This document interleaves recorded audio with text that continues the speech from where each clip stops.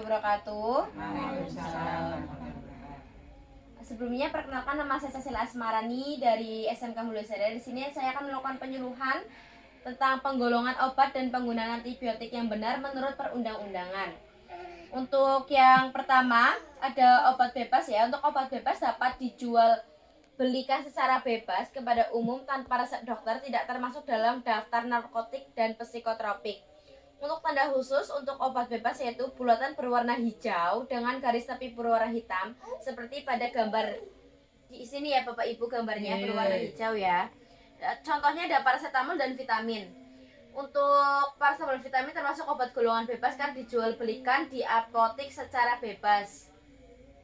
Dan untuk obat bebas terbatas yaitu adalah obat dapat dibeli bebas tanpa menggunakan resep dokter namun mempunyai peringatan khusus saat menggunakannya dengan tanda khusus berupa lingkaran berwarna biru dengan garis tepi berwarna hitam. Obat bebas terbatas biasanya memiliki peringatan yang tercetak sesuai contoh. Tanda peringatan tersebut berwarna hitam, berukuran panjang 5 cm dan lebar 2 cm. Untuk peringatan obat bebas terbatas ada 6 ya. Yang pertama ada P nomor 1, awas obat keras, bacalah aturan pemakaiannya. Untuk yang kedua P nomor 2, awas obat keras hanya untuk kumur jangan ditelan. Untuk yang ketiga P nomor 3, awas obat keras hanya untuk bagian luar dari badan. Untuk P nomor 4, awas obat keras hanya untuk dibakar. Untuk P nomor 5, awas obat keras tidak boleh ditelan. Untuk P nomor 6, awas obat keras obat wasir jangan ditelan. Dan untuk obat keras, daftar obat G menurut bahasa Belanda, G singkat dari gevaarlijk, artinya berbahaya jika pemakaian tidak berdasarkan resep dokter. Obat keras hanya boleh dibeli menggunakan resep dokter. Tanda khusus dari obat keras adalah lingkaran bulat berwarna merah dengan garis tepi berwarna hitam dengan huruf K di dalamnya. Contohnya ada obat asam mefenamat. Asam mefenamat itu termasuk obat keras karena termasuk obat analgetik. Untuk obat wajib apotek tidak dikontribusikan untuk penggunaan pada ibu hamil, anak di bawah usia 2 tahun dan orang tua di atas 65 tahun. Penggunaannya diperlukan untuk penyakit yang bervariansinya tinggi di Indonesia. Obat wajib apotek adalah obat keras yang bisa diberikan oleh apoteker kepada pasien tanpa perlu menggunakan resep dokter. Walaupun apoteker boleh memberikannya, tetapi obat keras namun ada persyaratan yang harus dilakukan secara penyerahan. Apoteker wajib melakukan pencatatan yang benar mengenai data pasien serta penyakit yang diderita. Apoteker wajib memenuhi ketentuan jenis dan jumlah yang boleh diberikan kepada pasien.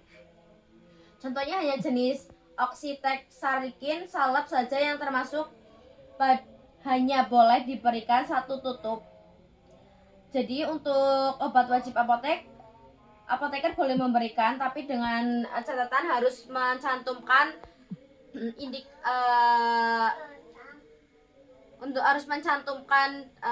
efek samping dan cara penggunaan yang benar.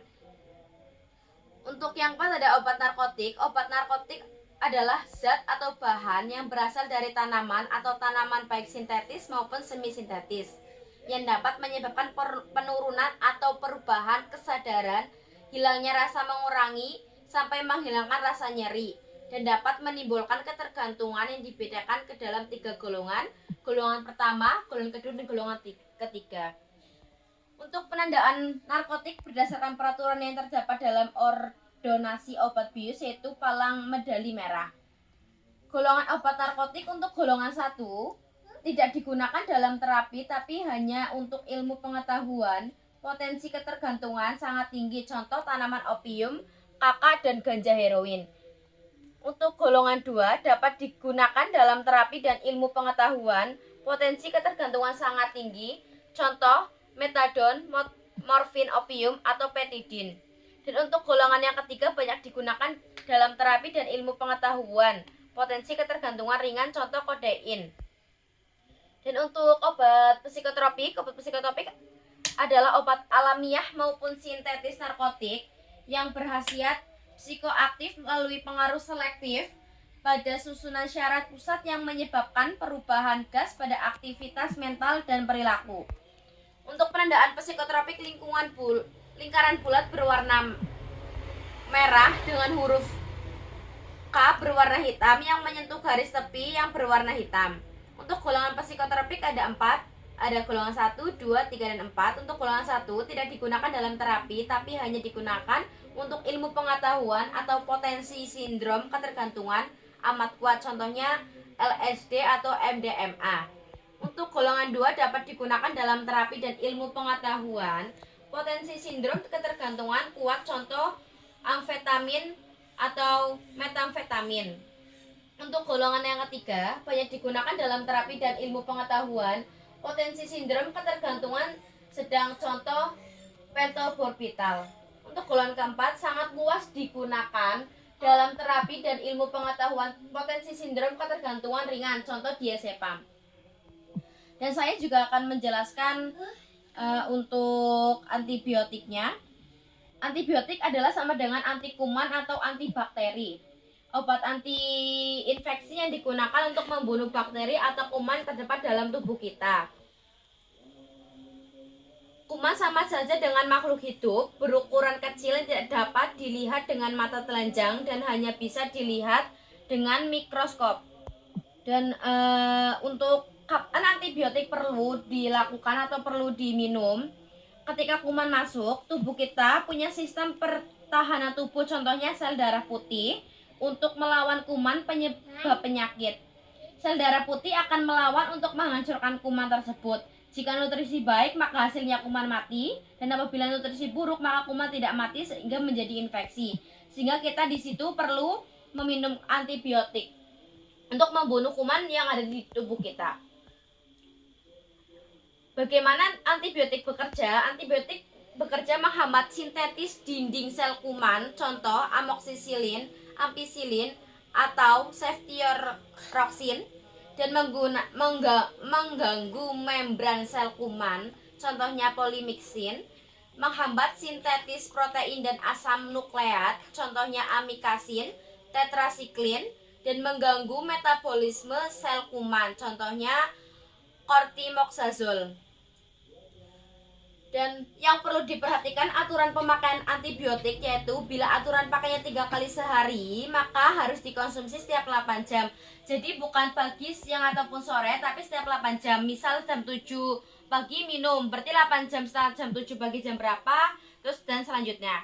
Dan jika aturan pakainya 2 kali sehari, maka dikonsumsi setiap 12 jam. Bukan misal pagi dan malam, tapi setiap 12 jam sekali. Misal minum jam 7 ber 12 jam kemudian jam berapa.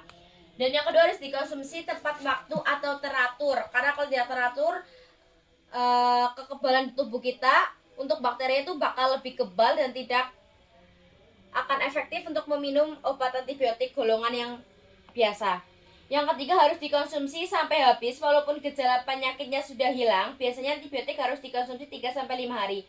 Jadi untuk obat antibiotik biasanya kalau dari dokter dituliskan dengan tulisan harus sampai habis, karena itu termasuk antibiotik.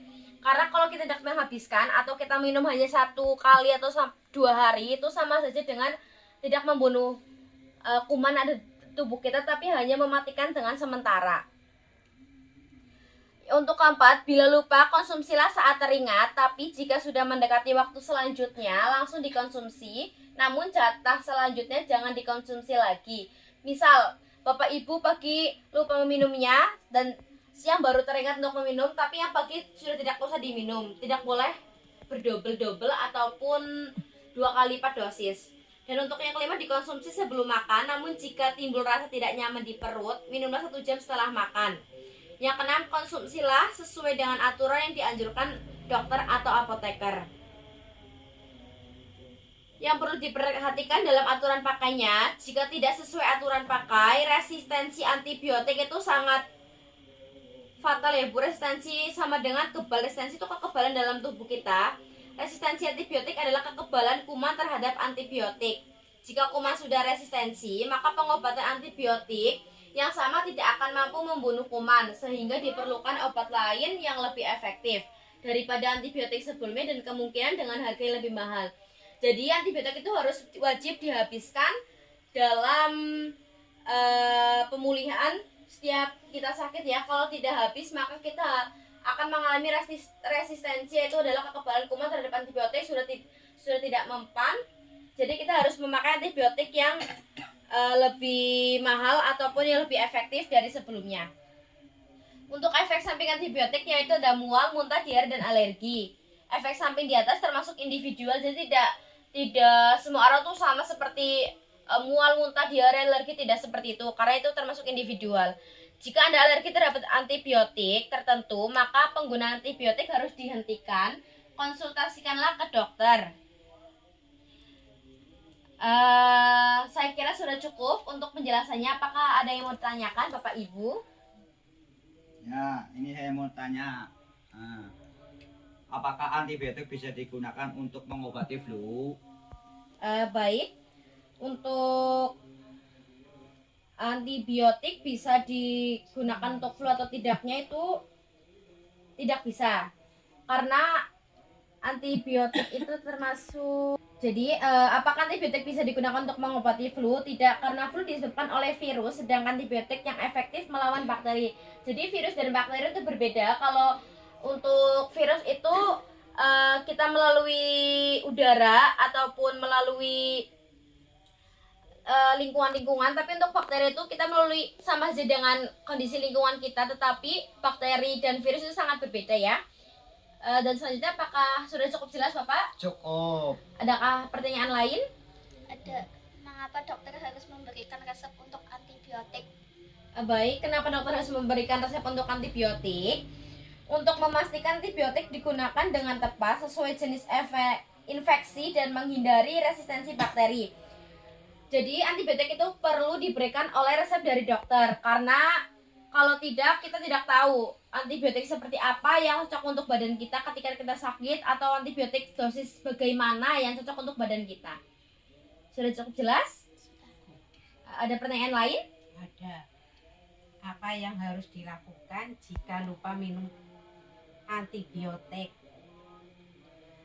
Seperti yang saya jelaskan tadi, minum segera mungkin jika jaraknya tidak terlalu jauh dari jadwal. Jika sudah dekat dengan jadwal berikutnya, lewati dosis yang terlupa dan jangan menggandakan dosis. Jadi jangan mendobelkan dosis apabila ibu tidak meminum pagi hari, itu pun karena lupa. Jadi siangnya atau sorenya baru ingat, itu jangan didobel. Misal pagi sama misal 3 kali, 2 kalinya lupa dan ingatnya tuh malam mau tidur, itu jangan menggandakan langsung minum 3 dosis, itu tidak baik.